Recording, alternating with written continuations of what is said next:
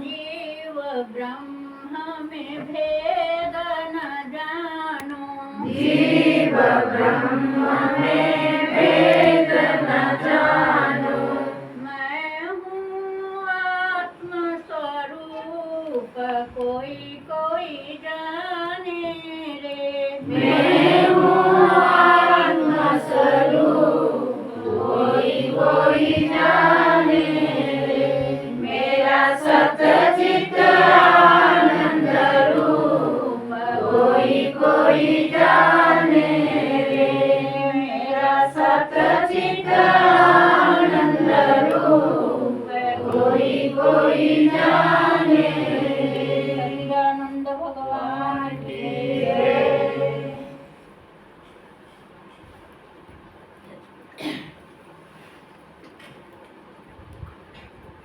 भजन हो रहा था कोई कोई जाने रे। किसको? सच्चित आनंद स्वरूप निजात्मा।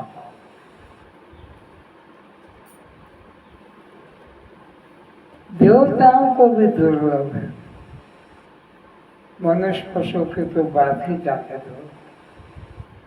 देवता भी आत्मा को नहीं जान सकते। मनुष्यों में भी कोटि कोटि जन्म कीट पतंग पशु पक्षी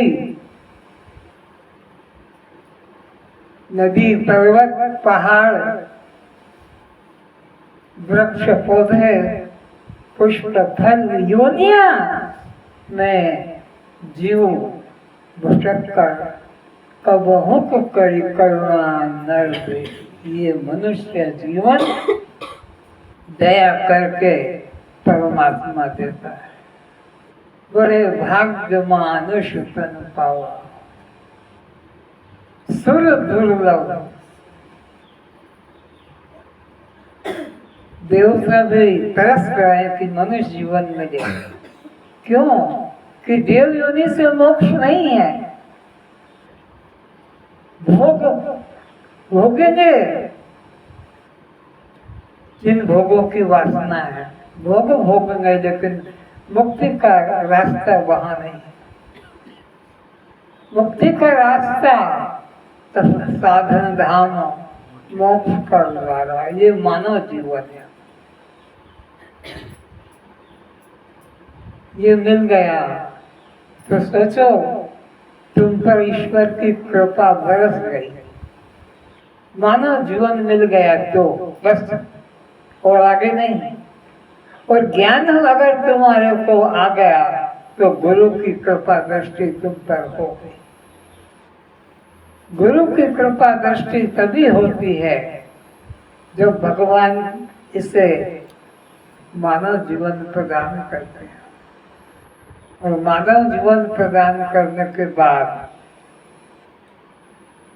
इसमें मुमुक्षुता विवेक क्या बंधन रूप है और क्या मुक्ति रूप है, क्या दुख रूप है, क्या सुख रूप है, ये विवेक जगता है, तब गुरु की कृपा होती है। अष्टावक्र जी ऐसे गुरु हैं और राजा जनक ऐसा उचित पात्र है। राजा जनक को अष्टावक्र जी उपदेश करते हैं। जब जीव अनात्मा पदार्थ में तादात्म्य कर अपने को वह नाम रूप जाति आश्रम वाला मान लेता है।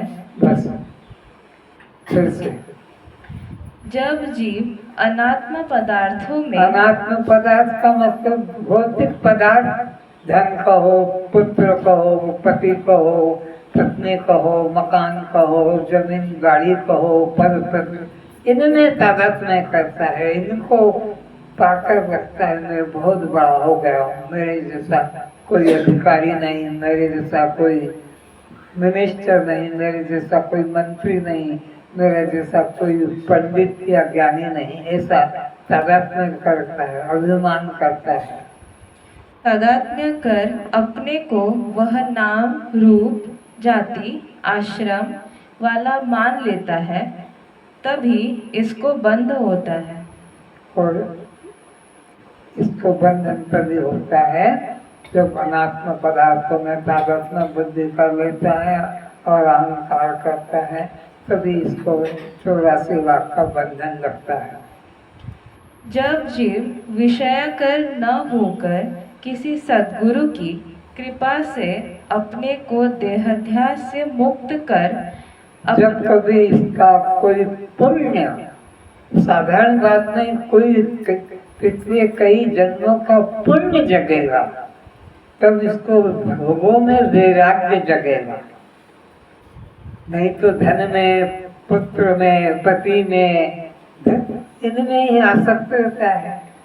तो पूर्व जन्म के पुण्य के प्रताप से ये मानव जीवन मिला, और मानव जीवन में फिर इसको कोई मोक्ष की इच्छा जग जाए और कोई सद्गुरु मिल जाए तो जीवन धन्य है। और मोक्ष की इच्छा नहीं जगी, आत्मा को जानने की इच्छा नहीं जगी और भोगों में ही खुश है, तो इसकी दुर्गति इसको भोगना पड़ेगा। सद्गुरु की कृपा से अपने को देहाध्यास से मुक्त कर अपने दृष्टा साक्षी आत्म स्वरूप को अपना होना जान लेता है, तब यह जीव तत्काल ही मुक्ति को प्राप्त कर लेता है।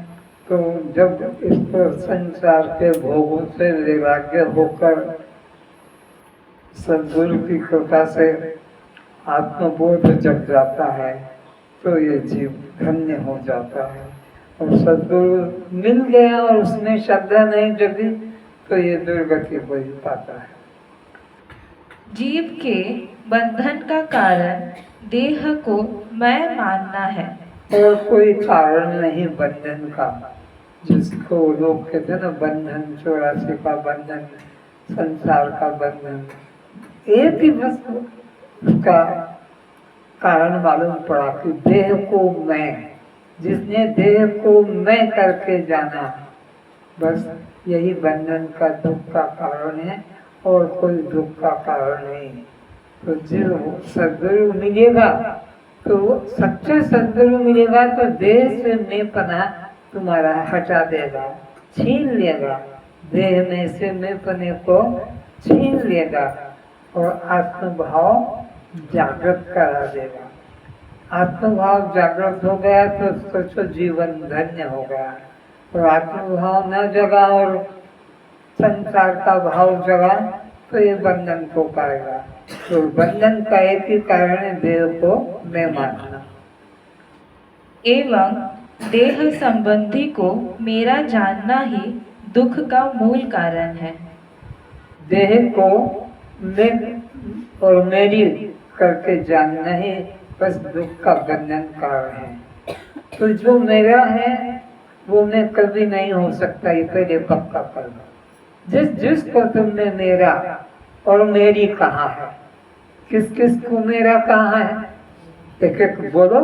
बेटा मेरा, पति मेरा, बोलो। मकान मेरा, और बोलो। बेटा मेरा, पति मेरा, मकान मेरा, और कौन मेरा है? और कौन मेरा है? अरे जूता मेरा, चट्टी मेरा, और भी इसी प्रकार बाल मेरा, दांत मेरा, जिसको मेरा कहा, अब उसी को मैं करके बोलो। चट्टी मेरा को बोलो मैं चट्टी, नहीं हो सकता। तो बाल मेरा को बोला तो उसको मैं करके बोलो बाल मेरा, तो मैं बाल। दांत मेरा तो मैं दांत, तो बोलो जो मैं नहीं हूँ। हाथ मेरा तो मैं हाथ, टांग मेरी तो मैं टांग, जीभ मेरी तो मैं जीभ, नाक मेरी तो बोल के देखो नाक में हूँ, नाक कट जाएगी मेरी। तो और इसी तरह आंख मेरी, कान मेरे, और उसी प्रकार जोड़ो, साड़ी मेरी, शरीर मेरे, ब्रीफ मेरी। तो इनको फिर बोलो मैं ब्रा हूँ, मैं ब्रीफ हूँ, तो कोई दूसरा ही पकड़ लेगा कि लो मेरे को दे दे। कितना सरल गणित है कि जिसको तुमने एक बार मेरा कह दिया वो कभी मैं नहीं हो सकता। सोचो बस इसी बात को, सारा वेदांत ज्ञान इसी में छुपा। जिसको एक बार मेरा कह दिया, मेरा तकिया, तो मैं तकिया हो सकता है? तो मेरा कह दिया, तो जिसको मेरा कह दिया वो मुझसे अन्य भिन्न होता है। तो तुम अन्य और भिन्न को ही मैं करके दुखी हो रहे हो, अन्य भिन्न को ही मेरा कहते दुखी हो रहे हो। जिस दिन तुम अन्य को मैं कहना छोड़ दोगे उसी दिन आनंद को पा जाओगे। प्रति रात्रि सुषुप्ति में जीव का आत्मा भाव में लय हो जाने से वहाँ किंचित भी दुख नहीं होता है। 3 अवस्था मानी गई है जीव की, जागृत अवस्था, स्वप्न अवस्था और सुषुप्ति अवस्था। वहाँ पर जागृत का कोई दृश्य, स्वप्न का भी कोई दृश्य नहीं है, और सुषुप्ति में किसी को दुख भी नहीं है। कोई ने नहीं कहा कि रात को गहरी नींद में बहुत दुखी था, दुख में तड़प रहा था गहरी नींद में, सपने में तड़प रहा था, जागृत में दुख के लिए। लेकिन गहरी नींद में किसी ने आज तक नहीं कहा कि मैं रात गहरी नींद में दुखी था, बल्कि दुखी, रोगी, निर्धन गहरी नींद में रात में सुख से सोया, बड़ी मीठी नींद आई। ये मिठास किसकी थी? न पत्नी याद आ रही थी, न पति याद आ रहा था, न बेटा बेटी याद आ रहे थे, न दुकान नौकरी धंधा पद प्रतिष्ठा याद आ रही थी, केवल मैं। तो मैं आनंद घन आत्मा हूँ।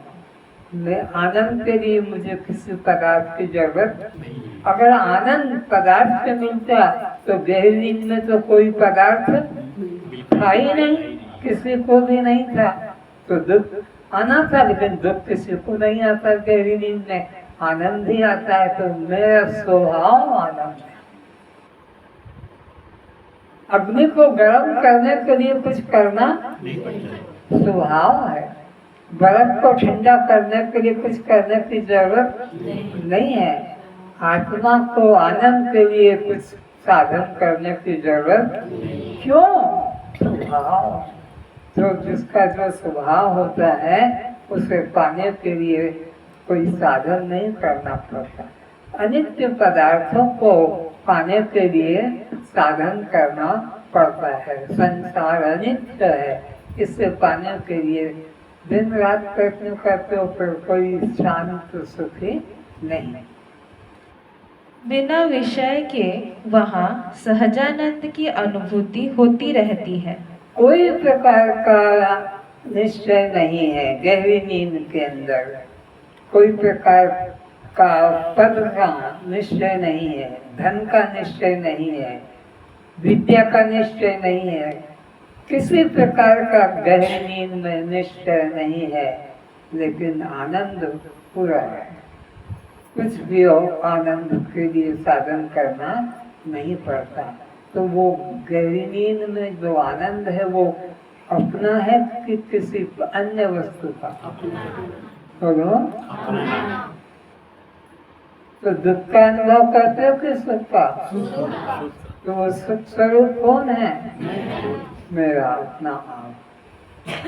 तो फिर दुख क्यों मिलता है कि दिन भर पराई वस्तु को बस मेरी बनाने में लगे, ये मेरा हो जाए, ये मेरा हो जाए, ये मेरी हो जाए, ये मेरी हो जाए, इसे प्राप्त कर लूं, इसका त्याग कर दूं, ये छूट जाए। ये मेरा और मेरी ही दुख का कारण है।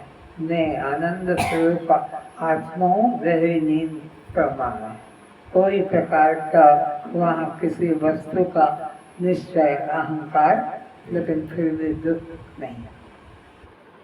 वहाँ जीव के द्वारा जागृत के ग्रहित सभी देहाभिमानी छूटकर एक रस आनंद की ही अनुभूति होती है। गहरी नींद में जागृत का कोई भी भोग पदार्थ सब छूट जाते हैं और एक आनंद की ही अनुभूति शेष रहती गहरी नींद में। और जागृत में सब कुछ पदार्थ भौतिक होकर भी सुख की अनुभूति। जागृत में गाड़ी घोड़ा मकान जमीन सब कुछ कचरा इकट्ठा कर लो, लेकिन सुख की अनुभूति नहीं। और गहरी नींद में सब कचरा छूट जाता है और दुख का लेश भी नहीं। जब जीव जागृत अवस्था में आता है तब सभी विषय संबंध पद संपत्ति संतान आदि होने पर दुख के अलावा कुछ नहीं मिलता। और जागृत अवस्था में तुमने जो जो चाहा, रात दिन मेहनत करके मकान अपना कर लिया, गाड़ी अपनी कर ली, पुत्र कर लिया, लेकिन सुख का नाम है। सुख लवलेश न सपने हो सकते। सपने में भी उसको संसार के भौतिक पदार्थों में सुख नहीं है। और गहरी नींद में कोई पदार्थ न होकर भी दुख का काम है। गहरी नींद में दुख का नाम भी नहीं है। जबकि कोई आनंददायक तुम्हारी मन की कल्पना से आनंददायक पदार्थ गहरी नींद में नहीं है। और तुम्हारी कल्पना का अनुसार जागृत में सब कुछ तुम्हारे को है, फिर सुख का नाम भी।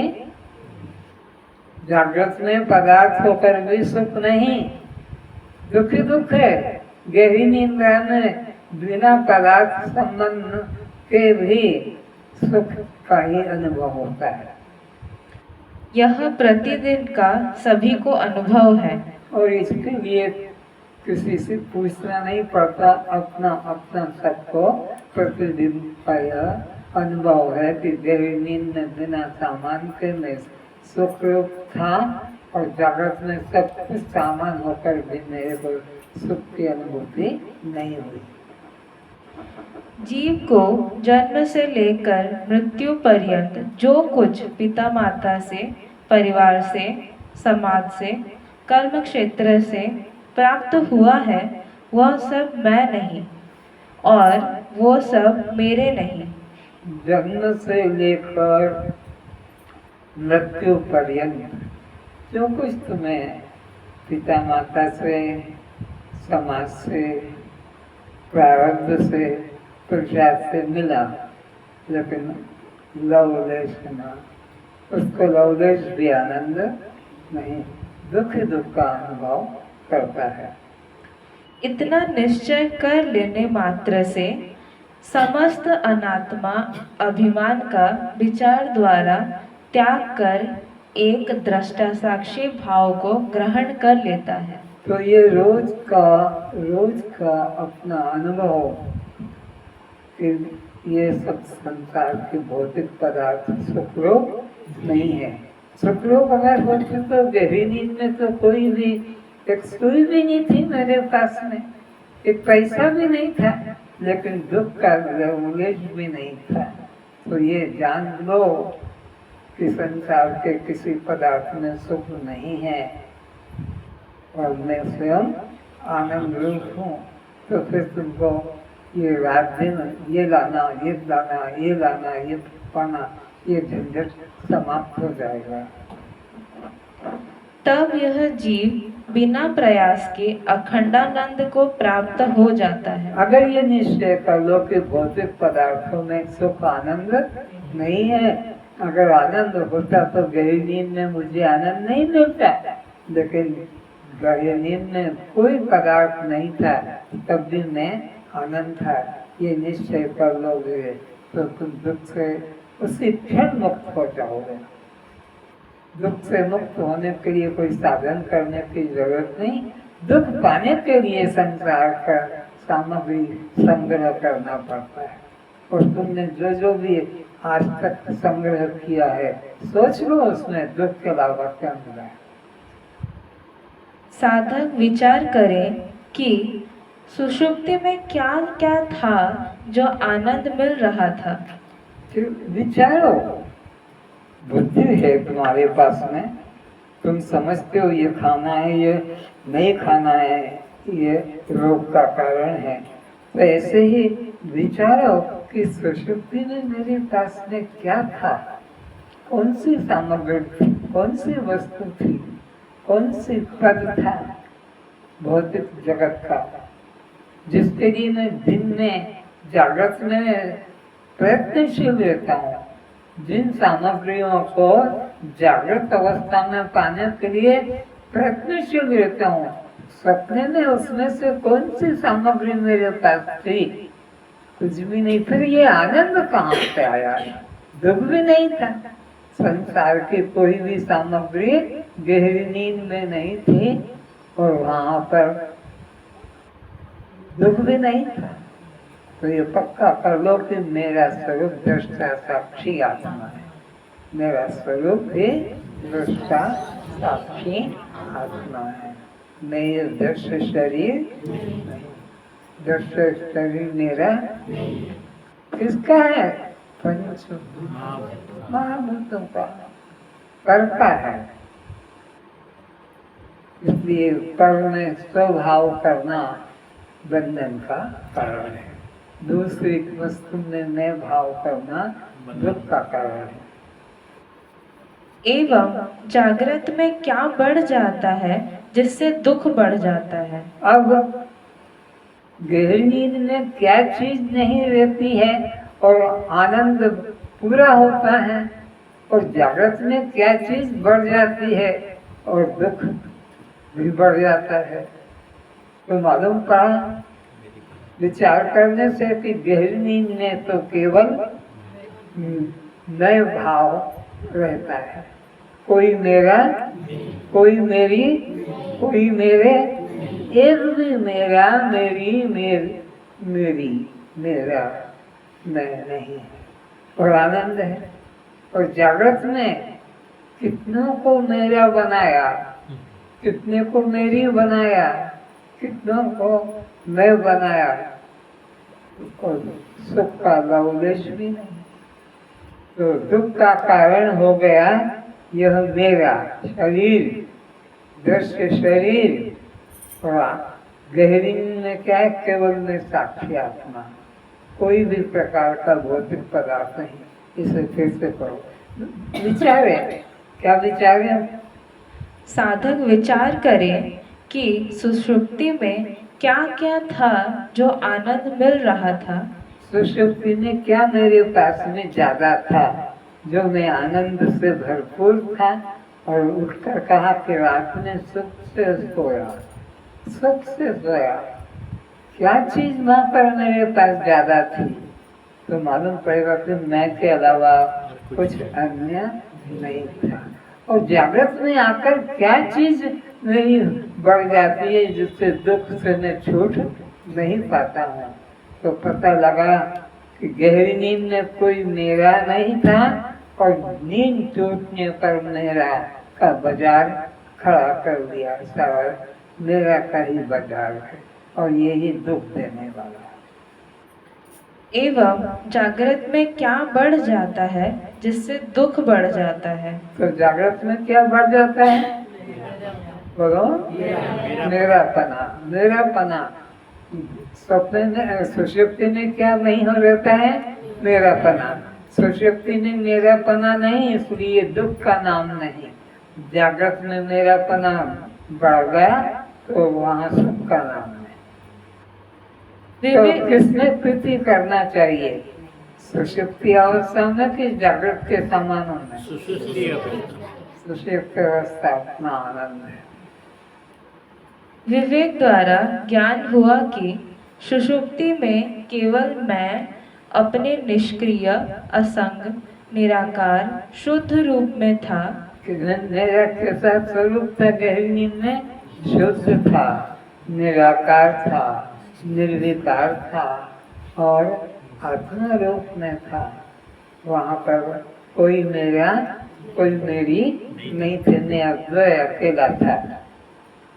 इसलिए वहाँ दुख नहीं था। इसलिए दुख नहीं था, क्योंकि वहाँ दूसरा कोई नहीं। द्वितीय द्वयम भयम भवति। वेद कहता जहाँ द्वैत आया, दूसरे का भाव आया, वो दुख से कभी बच नहीं सकता। द्वितीय द्वयम भयम भवति। केवल आनंद आनंद अनुभूति ही थी। केवल आनंद कहाँ? सुसुप्ति में। सपने में, जागृत में, पति पत्नी में, परिवार में, मकान जमीन में ना, ये वहाँ नाम भी नहीं था और मैं सुख स्वरूप आत्मा वहाँ विद्यमान था। तो जागृत में दुख का कारण मेरा है, ये बढ़ गया, और सपने सुषुप्ति में वहाँ कोई मेरा, इसलिए आनंद तो मेरा ही दुख। इसलिए मैं को मेरा बढ़ाना चाहिए फिर घटाना चाहिए। जितना मेरा वर्णन बढ़ाओगे, जितना मेरापन जोड़ोगे, उतना दुख को निमंत्रण दे। आजा दुख दे, आजा जूता मार, आजा मुझे जहर पिला। तुम दुख को निमंत्रण दे रहे हो मेरा पना जोड़ के। और मेरा पना जितना तुम छोड़ दोगे, उसके दुख के चिंता से तुम्हें कुछ संबंध, वो मरे जले कटे कुछ भी करे, मेरा संबंध नहीं, तो दुख कैसे आएगा? तो मेरा पना बढ़ाने वाले तुम ही हो, मेरा पना को घटाने वाले तुम भी हो। तुम अपने से मेरा पना निकाल दो तो तुम आनंद पाने के लिए कोई साधन करने की जरूरत नहीं, और दुख पाने के लिए मेरा के अलावा कुछ और संग्रह करने की जरूरत नहीं। जितना मेरा संग्रह करोगे मेरा अपन, बस उतना ही दुख को निमंत्रण दे रहे हो। जागृत में आकर मैं मेरा से संबंध जुड़ जाता है। तो जागृत गहरी नींद में कोई मेरा, कोई मेरी का कल्पना भी नहीं थी, लेकिन नींद टूटते ही बेटा मेरा, मकान मेरा, नौकरी मेरी और किचन मेरा, सब में जुड़ जाता मेरा पना। इसी से सब दुख घटित हो जाते हैं। और इसी कारण से दुख तुम्हारे पर छा जाते हैं, दुख तुमको घेर लेते हैं।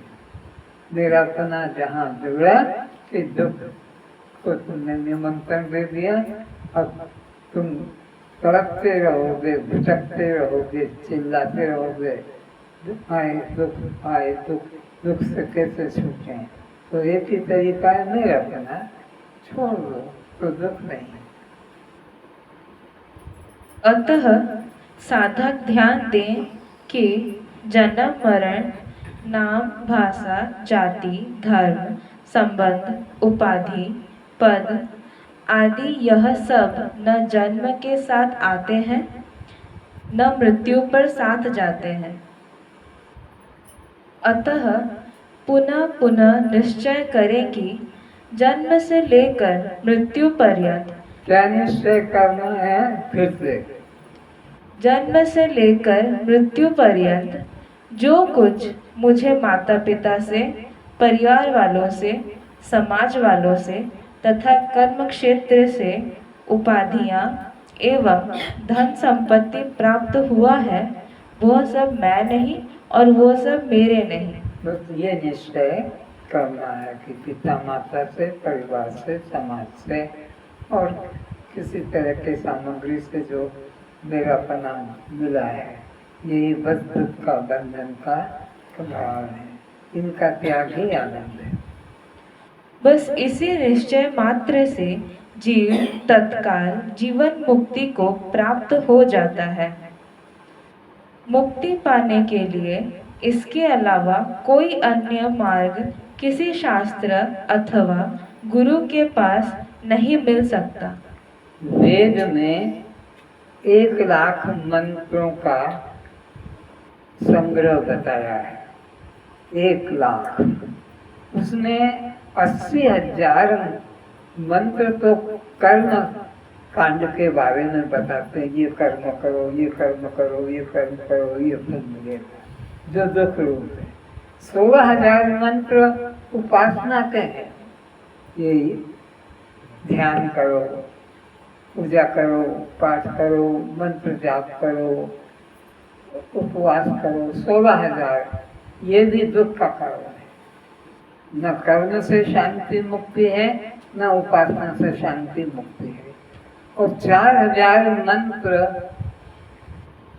ज्ञान कांड के 4,000। उन 4,000 मंत्रों में भी 4 महावाक्य चुने गए हैं। 4,000 मंत्र तो हैं, लेकिन मुख्य रूप से 4 महावाक्य को चुना गया है। अहम ब्रह्मास्मि 1, अयम आत्मा ब्रह्म 2, प्रज्ञानम ब्रह्म 3 और तत्त्वमसि 4। उन चारों में भी अयम आत्मा ब्रह्म या अहम ब्रह्मास्मि मुख्य है। जहाँ तुमने निश्चय कर लिया कि मैं ब्रह्म हूँ, फिर तुम्हें कुछ करने की जरूरत नहीं। न कर्म के 80,000 मंत्र की जरूरत है, न उपासना के 16,000 मंत्र की जरूरत है, और न ज्ञान के 4,000 मंत्र की जरूरत है। केवल गुरु के द्वारा तत्त्वमसि।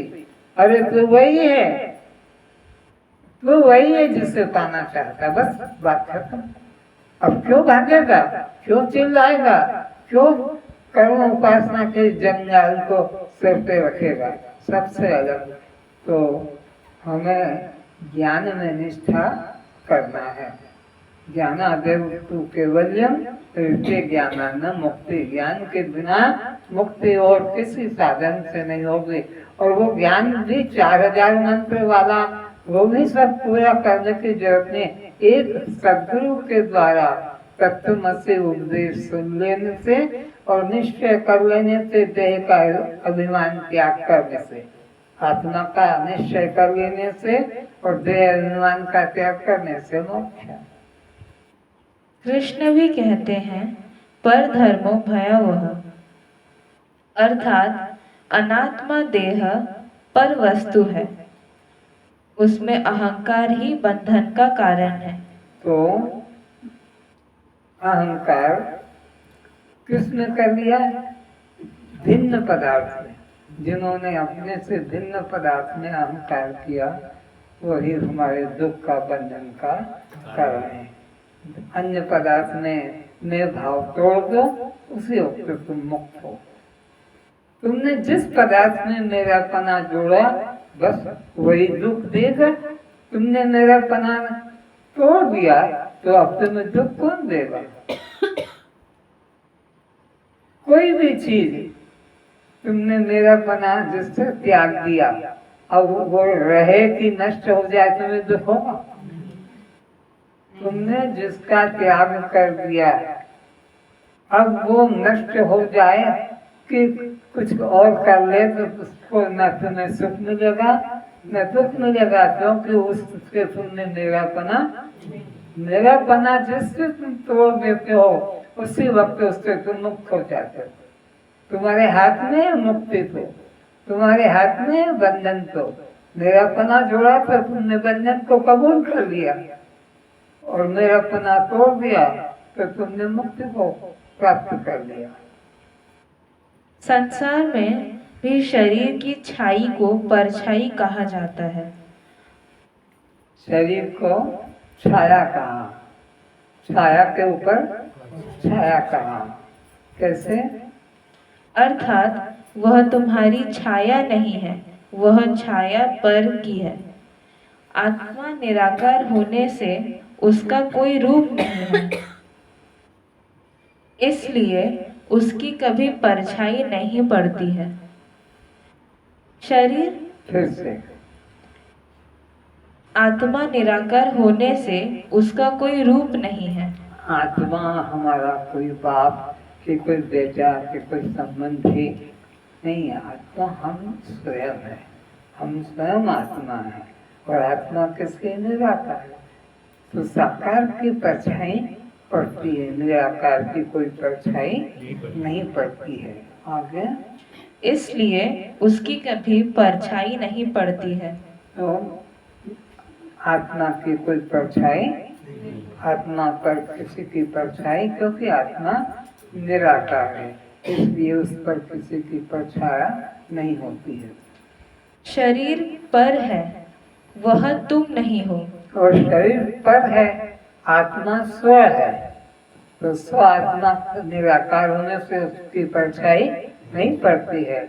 और ये शरीर पर है, तो पर तुम नहीं हो, तो उसकी परछाई भी तुम नहीं हो। देव की परछाई पड़ती है, दीवार पे पड़ेगी और पानी के अंदर उसका प्रतिबिंब पड़ेगा, लेकिन तुम देह नहीं हो, तो तुम्हारी कोई परछाई नहीं है।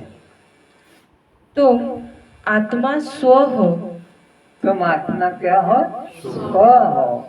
और देह क्या है? पर है। पर इसलिए इसको परछाई बोलते हैं। दीवार पे जो पड़ती है, दर्पण में जो पड़ती है, पानी में जो पड़ती है, तो मेरी परछाई पड़ रही है। मेरी परछाई पे तुमने लात रख दी, परछाई है, उसमें क्या हुआ?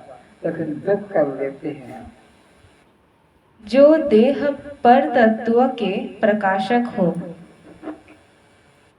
पर रूप देह की प्रत्येक इंद्रिय कर्म भी पर धर्म के अंतर्गत है। जैसे शरीर पर है, वह तुम नहीं हो। तुम शरीर क्या है? और तुम क्या हो? स्व। तो स्व कैसा है? निराकार है, उस पर किसी की परछाई नहीं पड़ती है। और देह पर है, उसकी परछाई पड़ती है। तुम आत्मा स्व हो, जो देह पर तत्व के प्रकाशक हो। ये समझना है। तुम आत्मा स्व हो, जो देह पर तत्व के प्रकाशक हो। देह पर तत्व के तुम प्रकाशक हो। तुम आत्मा स्व हो, देह पर है, और तुम पर तत्व के प्रकाशक हो। तुम स्व नहीं हो। तो देह की मृत्यु तुम्हारी मृत्यु नहीं, कि देह का जीवन तुम्हारा जीवन नहीं, कि देह की किशोर युवा अवस्था तुम्हारी नहीं, कि देह का गोरा कालापन तुम्हारा नहीं, कि बालक जवान बूढ़ापन में ये देह पर चाहिए। तुम पर नहीं हो, तुम स्व हो। पर रूप देह की प्रत्येक इंद्रिय कर्म भी पर धर्म के अंतर्गत है। तो देह की कर्मेंद्रियां भी पर में आ जाती है, और देह की ज्ञानेंद्रियां भी पर में आ जाती है, और अंतःकरण की चार वृत्ति मन बुद्धि चित्त अहंकार, ये भी पर के श्रेणी में आ जाता है। तुम इनके प्रकाशक स्व हो। ये तुम्हारे प्रकाशक नहीं, तुम इनके प्रकाशक हो। आँख भी तुम नहीं, और आँख से रूप जो देखा गया वो भी तुम नहीं, बल्कि तुम्हारी शक्ति से ये आँख रूप देखने में समर्थ होती है। तदेव ब्रह्म तुम विद्धि, उसको तुम अपना जानो। कान ब्रह्म नहीं, कान से सुना गया कोई भी शब्द ब्रह्म नहीं है। जिसकी शक्ति का अंश पाकर कान सुनने में समर्थ होते हैं, वो ब्रह्म है, वो आत्मा है, वो तुम हो। तुम कान को ब्रह्म मत जानो। आँख ब्रह्म नहीं, आँख से देखा गया कोई भी रूप ब्रह्म नहीं। जिसकी शक्ति का अंश पाकर यह आंखें रूप देखने में वो ब्रह्म है, वो तुम हो। उसको तुम अपना रूप जानो। ये वाणी ब्रह्म नहीं, वाणी से बोला गया कोई भी मंत्र जब वो भी ब्रह्म नहीं है। जिसकी शक्ति का अंश पाकर ये वाणी बोलने में या स्वाद लेने में समर्थ होती है, वो चेतना, वो शक्ति ब्रह्म है, और वही तुम हो। ज्ञान ब्रह्म नहीं, और इसके द्वारा ग्रहण की गई गंध वो भी ब्रह्म नहीं। जिसकी शक्ति का अंश पाकर ये ज्ञान गंध ग्रहण करने में समर्थ असली वो चेतना ब्रह्म है और वो चेतना तुम स्वयं हो। इसी प्रकार ये वाक पाणी पाद लिंग बुधा ये पांचों इंद्रियां वाणी बोलने वाली या यह हाथ छूने वाला या आंख देखने वाली या जिह्वा स्वाद लेने वाली और घ्राण ये सब पांचों कर्मेंद्रिय भी तुम नहीं हो। तुम कौन हो? तुम स्व हो। ये सब पर है, ये तुम्हें प्रकाशित नहीं करेंगे, तुम इन सबको प्रकाशित करते हो। सब कर परम प्रकाशक जोई, राम अनादि अवधपति सोई। शुद्ध सत्वगुण भोगता है, रजोगुण भोग का साधन है, तमोगुण भोग्य पदार्थ है और मैं आत्मा इस त्रिपुटी का प्रकाशक हूँ।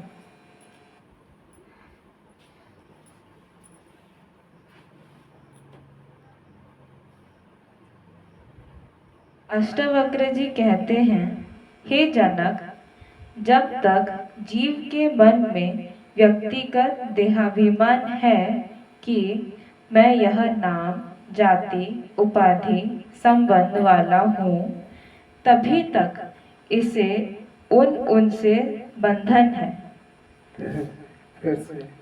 हे जनक, जनक जी को फिर से उपदेश दिया जा रहा है अष्टावक्र जी के द्वारा कि हे जनक, सावधान होकर सुन। क्या सुनना है, क्या निश्चय करना है? सुन।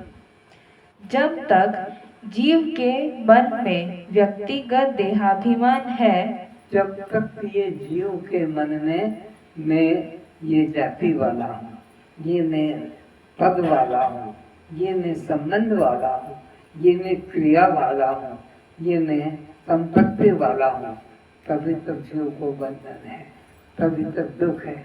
और जब कोई अभिमान नहीं करेगा जीव, तो दुख इसे छू ही नहीं सकेगा।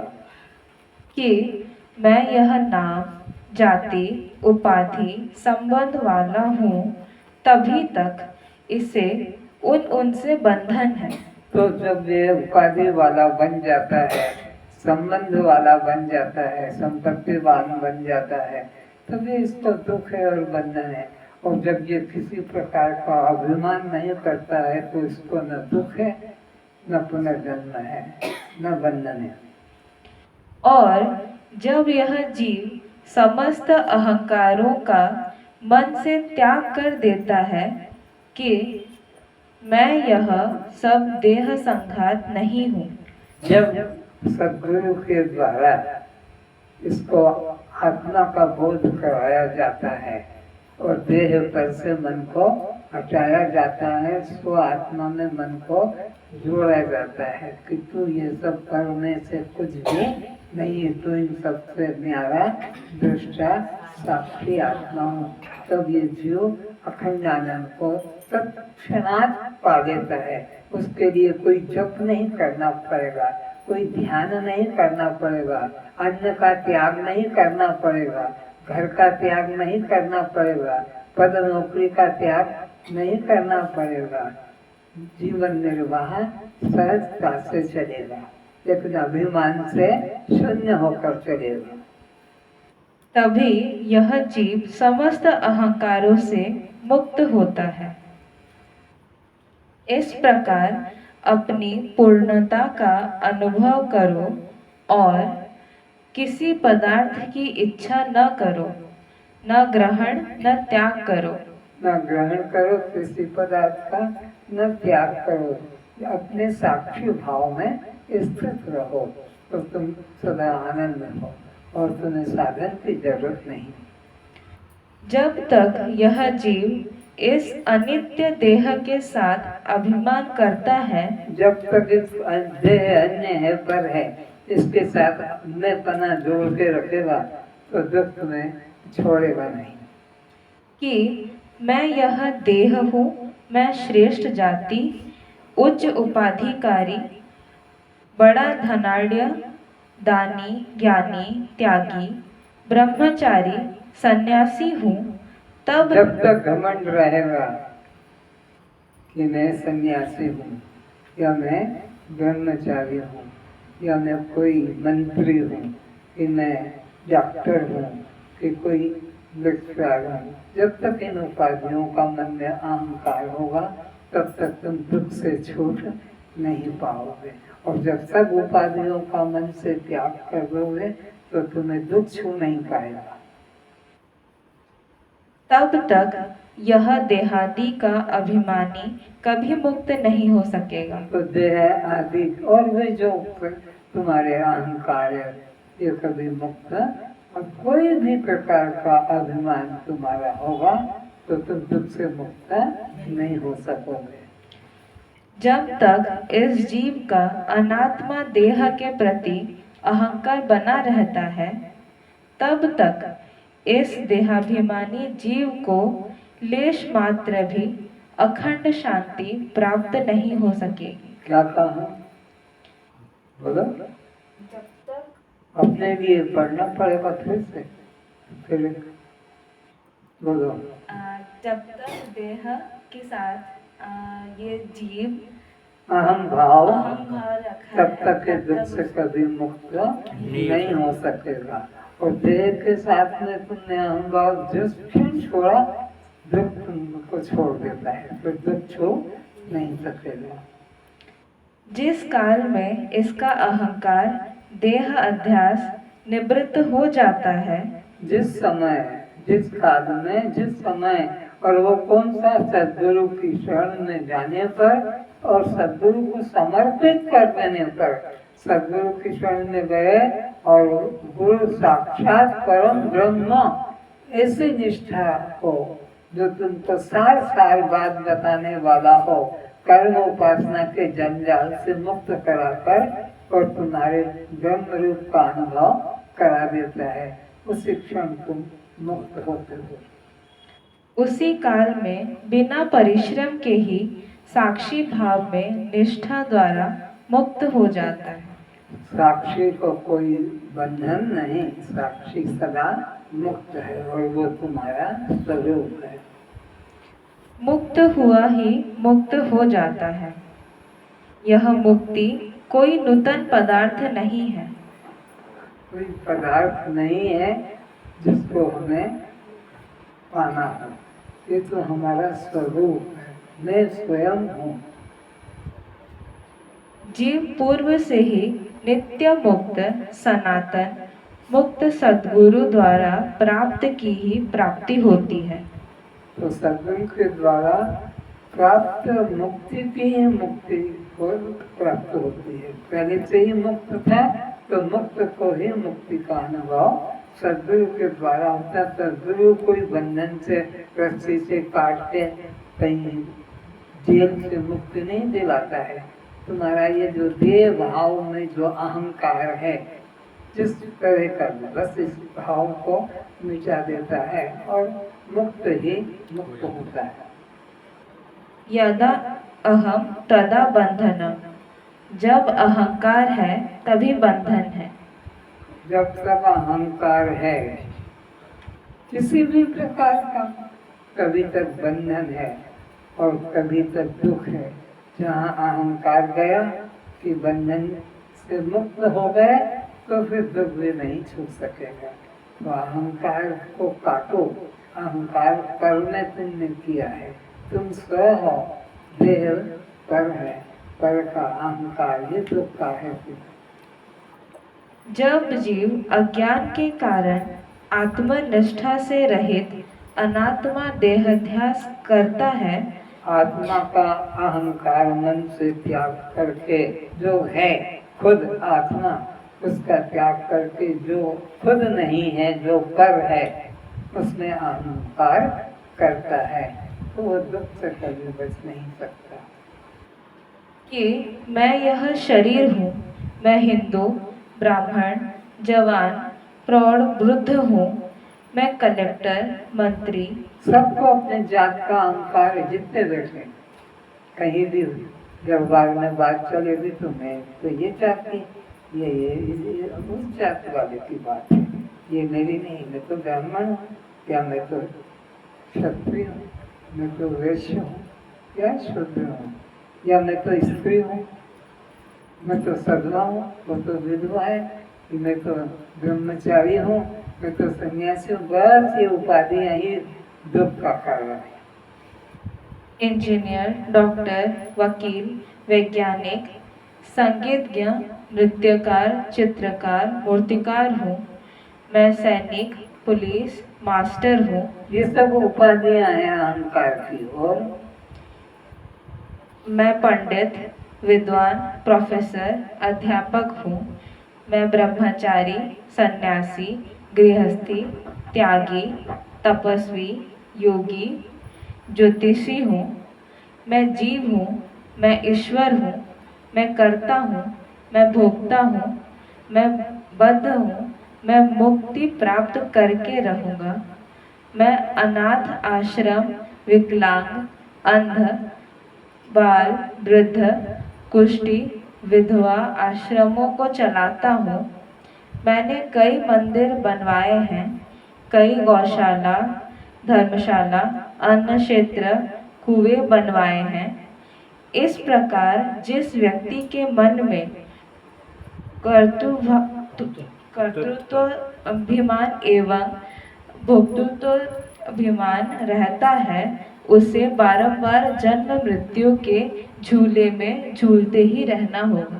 तो जो किसी भी प्रकार का अहंकार करता है कि मैंने 2 बच्चों को शिक्षित कर दिया, मैंने 2 आदमियों को नौकरी से लगा दिया, कि मैंने अमुक को शादी करा दिया, तो इस तरह का नौकरी दिला दी, कोई भी प्रकार का अहंकार करेगा तो वो बंधन से कभी छूट नहीं पाएगा। और अपने आप ही बंधन का चुनाव कर रहा है कि अभी इस सही से जाके फिर या तो कुत्ता बनेगा, कि बाघ बनेगा, कि घोड़ा बनेगा, कि गाय बनेगा।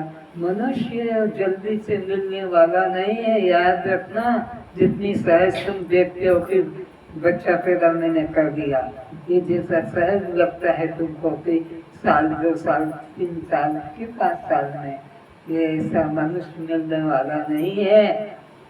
कोटि कोटि जन्मों के बाद कबहू करी करुणा नर ही दया सागर परमात्मा। करोड़ों करोड़ों कीट पतंग पशु पक्षी लता वृक्ष की योनियों का दुख भोगने के बाद ये मानव जीवन मिलता है। और इस जीवन में आकर सद्गुरु का मिलना और भी कठिन है। और सद्गुरु को मिल जाने से फिर ज्ञान प्राप्त कर लेना जीवन धन्य हो जाता है। आज बस इतना ही हो गया। इस काया का होता विनाश है, इस काया का होता विनाश है। तू तो साक्षी स्वयं प्रकाश है, तू तो साक्षी स्वयं प्रकाश है। इस काया का होता विनाश है, इस काया का होता विनाश है। तू तो साक्षी स्वयं प्रकाश है, तू तो साक्षी स्वयं प्रकाश है। पंचभूतों का तन विस्तारा, पंचभूतों का तन विस्तारा। तू तो दृष्टा है देखन हारा, तू तो दृष्टा है देखन हारा। पंचभूतों का तन विस्तारा, पंचभूतों का तन विस्तारा। तू तो ज्ञाता है जानन हारा, तू तो ज्ञाता है जानन हारा। तेरा कण कण में रहता निवास है, तेरा कण कण में रहता निवास है। तू तो साक्षी स्वयं प्रकाश है, तू तो साक्षी स्वयं प्रकाश है। इस काया का होता विनाश है। इस काया का होता विनाश है। तू तो साक्षी स्वयं प्रकाश है। तू तो साक्षी स्वयं प्रकाश है। जैसे गहनों में सोना ही पाया, जैसे गहनों में सोना ही पाया, तैसे घट घट में तू ही समाया। जैसे घट घट में तू ही समाया। जैसे गागर में मिट्टी ही पाया, जैसे गागर में मिट्टी ही पाया, तैसे घट घट में तू ही समाया। जैसे घट घट में तू ही समाया। जग तेरा ही लीला विलास है। जग तेरा ही लीला विलास है। तू तो साक्षी स्वयं प्रकाश है। तू तो साक्षी स्वयं प्रकाश है। इस काया का होता विनाश है। इस काया का होता विनाश है। तू तो साक्षी स्वयं प्रकाश है। तू तो साक्षी स्वयं प्रकाश है। जाग जल्दी ये सपने की माया। जाग जल्दी ये सपने की माया। आपको भूल क्यों भरमाया। आपको भूल क्यों भरमाया। जाग जल्दी ये सपने की माया। जाग जल्दी ये सपने की माया। आत्म को भूल दे हमें फसाया। आत्म को भूल दे हमें फसाया। स्वामी हो के बना क्यों दास रे। स्वामी होके बना क्यों दास रे।